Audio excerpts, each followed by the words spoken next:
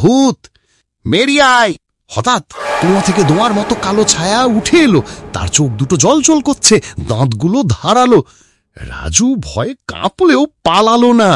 ভূতটা হেসে বলল, আমি কালো ছায়া, তুই আমার খেলায় জিতলে ছেড়ে দেব, না হলে আমার সঙ্গে কুমোতে দাগবি। খেলাটা ছিল সহজ কিন্তু ভয়ঙ্কর। ভূতটা 3টে প্রশ্ন করবে, রাজু সঠিক উত্তর দিলে জিতবে। প্রথম প্রশ্ন, আমার প্রিয় রং কি? রাজু ভাবল ভূতটা কালো ছায়ার মতো, তাই বলল, কালো।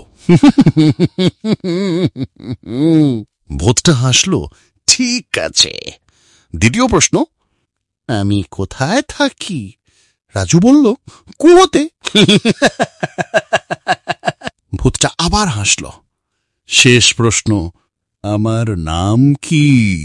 রাজু থমকে গেল।